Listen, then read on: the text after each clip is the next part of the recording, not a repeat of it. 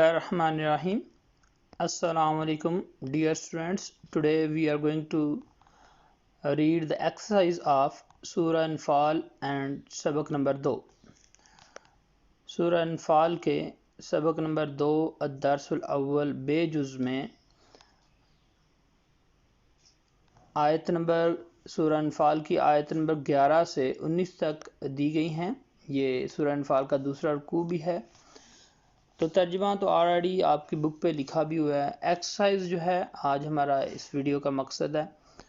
तो एक्सरसाइज के पहले क्वेश्चन में अल्फाज के मायनी दे दिए गए हैं. अल्फाज के मायनी में जो हमारे पास सबसे पहले युगशी, वो ढांप देता है या तारी कर देता है, यानी कि अल्लाह ताला जब मोमिनों पर जंग का वक्त था तो रात के वक्त अल्लाह ताला ने मोमिनों पर नींद को तारी कर दिया ताकि उनको तस्कीन मिल सके. ज़हफ़न लश्कर कशी की सूरत में, रिज्ज़ शैतान शैतान की निजासत, मुतहय्यज़न इला फ़ियतैन मुतहय्यज़न इला फ़ियत किसी फ़ौज से जा मिलने के लिए, रमैता तुमने फेंका, अन्नुआस ऊंग या घनूदगी, अल-आनाक गर्दने, बनान पूर या जोड़ जोड़, मुतहय्यिफ़न लिक़िताल जंगी चाल के तौर पर, लियुब्लिया ताकि वो आजमाए, मुहिन कमज़ोर करने वाला. इसके बाद जो हमारे सवाल जवाब वाली मश्क है इसकी सबक नंबर 2 की, उसमें हमें उर्दू में 3 सवालात दे दिए गए हैं. अस्सवालुल अव्वल, इस सबक में ग़ज़वा बदर के हवाले से अल्लाह ताला के किन इनामात का ज़िक्र है. तो इस सबक में अल्लाह ताला ने 5 इनामात का ज़िक्र किया है मोमिनों के लिए. अल्लाह ताला ने फ़रिश्तों के ज़रिए जंग में मदद की. फिर अल्लाह ताला ने तस्कीन के लिए अहले ईमान पर नींद तारी कर दी ताकि उन्हें सुकून मिल सके. जैसे हमने पहले लफ्ज़ का मायनी युगशी का पढ़ा कि मुसलमानों पर अहले ईमान पर अल्लाह ताला ने नींद तारी कर दी या उनको उससे डांप दिया ताकि उनको सुकून मिल सके. अल्लाह ताला ने आसमान से पानी बरसाया ताकि मुजाहिदीन इससे नहाकर ताज़ा दम हो जाएं. नीज़ रेतली ज़मीन पर इनके पाँव जम जाएं. अल्लाह ताला ने फ़रिश्तों के ज़रिए मुसलमानों को तसल्ली और सुकून और इत्मीनान बख्शा और ताकीद की कि वो साबित कदम रहें. अल्लाह ताला ने कुफ़ार के दिलों पर मुसलमानों का रौब और दहशत डाल दी. ये 5 इनामात हैं जो अल्लाह ताला ने इस रुकू में बयान किए मोमिनीन के लिए. मैं एक दफ़ा फिर से इनको रिपीट कर देता हूँ. अल्लाह ताला ने फ़रिश्तों के ज़रिए जंग में मदद की. अल्लाह ताला ने तस्कीन के लिए अहले ईमान पर नींद तारी कर दी ताकि उन्हें सुकून मिल सके. अल्लाह ताला ने आसमान से पानी बरसाया ताकि मुजाहिदीन इससे नहाकर ताज़ा दम हो जाएं. नीज़ रेतली ज़मीन पर उनके पाँव जम जाएं. अल्लाह ताला ने फ़रिश्तों के ज़रिए मुसलमानों को तसल्ली और सुकून और इत्मीनान बख्शा और ताकीद की कि वो साबित कदम रहें. अल्लाह ताला ने कुफ़ार के दिलों पर मुसलमानों का रौब और दहशत डाल दी. ये 5 इनामात थे. अगला सवाल नंबर 2 है. अस्सवालुस्सानी, कुफ़ार के साथ मुकाबले की सूरत में सूरह अनफाल की इन आयात में क्या हदायत दी गई हैं. मतलब कि जो आयत नंबर 11 से 19 हैं जो सबक नंबर 2 में हैं, उनमें अल्लाह ताला ने कुफ़ार के साथ मुकाबले की सूरत में क्या हदायत दी हैं. तो इसमें अल्लाह ताला ने पहली हदायत ये दी कि अगर कुफ़ार के लश्कर से मुकाबला हो तो उनसे पीठ ना फेरें, यानी कि डट कर मुकाबला करें, वापस नहीं चले जाना भाग कर मैदान. और दूसरा है मैदान जंग से पीछे हटना जायज़ नहीं है सिवाय 2 सूरतों के कि दुश्मन पर वार करने के लिए आप पीछे हटकर दोबारा से वार करें یا اپنے لشکر سے ملنے کے لیے، یا آپ کا لشکر جو ہے وہ آپ سے چھوٹ گیا اور آپ پیچھے ہٹ جائیں اور پھر دوبارہ اس کے ساتھ ملیں، تو یہ دو طریقے ہیں کہ آپ جنگ میں پیچھے ہٹ سکتے ہیں، ورنہ آپ جنگ میں پیچھے ہٹنا جائز نہیں ہے۔ میں ایک دفعہ پھر سے یہ جو سوال ہے کفار کے ساتھ مقابلے کی صورت میں سورہ انفال میں ان آیات میں کیا ہدایات دی گئی ہیں، اس کو ریپیٹ کر دیتا ہوں۔ اگر کفار کے لشکر سے مقابلہ ہو تو ان سے پیٹھ نہ پھیریں، یعنی ڈٹ کا مقابلہ کریں، ایک یہ۔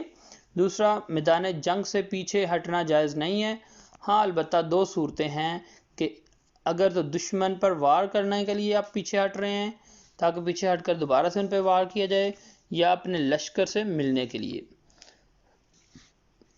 تیسرا سوال، کفار کو خطاب کرتے ہوئے ان آیات میں کیا تنبیہ کی گئی ہے؟ مطلب آیت نمبر 11 سے 19 میں اللہ تعالیٰ نے کفار کو خطاب کرتے ہوئے کیا تنبیہ کی ہے، تو اس میں اللہ تعالیٰ بیان کر رہے ہیں، اللہ تعالیٰ نے کفار کو تنبیہ کرتے ہوئے فرمایا کہ اسلام کی مخالفت سے باز آ جاؤ، اگر تم دوبارہ مسلمانوں سے جنگ کرو گے تو تمہیں پھر شکست ہوگی، اللہ تعالیٰ اہل ایمان کے ساتھ ہے اور تمہارا بڑے سے بڑا لشکر بھی تمہیں بچا نہیں سکتا۔ میں ایک دفعہ پھر سے یہ سوال الثالث جو ہے اس کو ریپیٹ کر دیتا ہوں۔ سوال ہے کفار کو خطاب کرتے ہوئے ان آیات میں کیا تنبیہ کی گئی ہے، اور جواب، اللہ تعالیٰ نے کفار کو تنبیہ کرتے ہوئے فرمایا کہ اسلام کی مخالفت سے باز آ جاؤ، اگر تم دوبارہ مسلمانوں سے جنگ کرو گے تو تمہیں پھر شکست ہوگی، اللہ تعالیٰ اہل ایمان کے ساتھ ہے اور تمہارا بڑے سے بڑا لشکر بھی تمہیں بچا نہیں سکتا۔ پھر اس میں السوال الرابع، مندرجہ ذیل عبارات کا مفہوم بیان کریں۔ یہاں پہ ہمیں آیات دے دی گئی ہیں اسی سبق میں سے اور ان کا مفہوم ہمیں بیان کرنا ہے۔ یہاں پہ آپ نے اس کا ترجمہ بھی اور مفہوم دونوں یاد کرنے ہیں، لیکن آپ کے جو بورڈ ایگزامز ہوں گے اس میں تو آپ نے صرف اس کا ترجمہ ہی لکھنا ہے، تو میں آپ کو اس کا ترجمہ اور مفہوم بیان کر دیتا ہوں۔ یا ایھا الذین آمنوا، اے ایمان والو، اذا لقیتم الذین کفروا زحفا فلا تولوہم الادبار۔ یہاں پہ اس آیت میں میں پہلے آپ کو اس کے الفاظ کے معنی بتا دیتا ہوں۔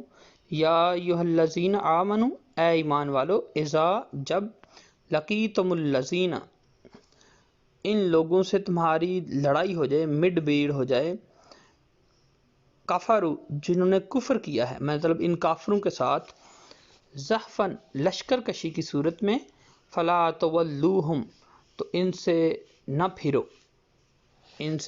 پھیرو، الادبار پیٹھ۔ مطلب کہ اس کا ترجمہ ہی ہمارے پاس ہوگا، اے اہل ایمان، جب میدان جنگ میں کفار سے تمہارا مقابلہ ہو تو ان سے پیٹھ نہ پھیرنا۔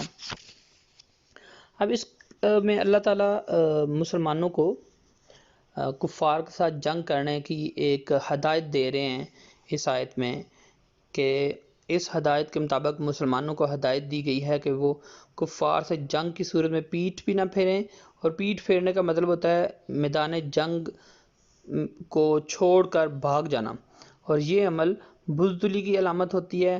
مسلمانوں کے لیے جنگ میں ثابت قدم رہنے کا حکم، اس لیے مسلمانوں کو چونکہ جنگ میں ثابت قدم رہنے کا حکم ہے، اس لیے پیٹھ پھیر کر بھاگنا درست نہیں قرار دیا گیا۔ اللہ تعالیٰ پر ایمان رکھنے والے مسلمان کبھی بزدل نہیں ہو سکتے، یہ ہدایت اسی لیے اللہ تعالیٰ نے مسلمانوں کو دی ہے۔ تو یہ اس کا مفہوم تھا، میں اس کا ترجمہ ایک دفعہ پھر سے کر دیتا ہوں۔ یا ایھا الذین آمنوا اذا لقیتم الذین کفروا زحفا فلا تولوہم الادبار۔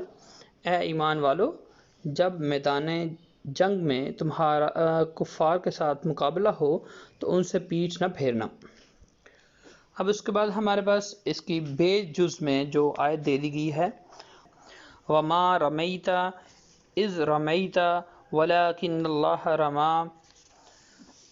اب اس کے الفاظ کے معنی پہلے ایک دفعہ میں آپ کو بتا دوں۔ وما اور آپ نے، رمیت نہ پھینکی تھی، از جب، رمیتا آپ نے پھینکی، ولیکن بلکہ، ولیکن اللہ بلکہ اللہ نے، رما پھینکی تھی۔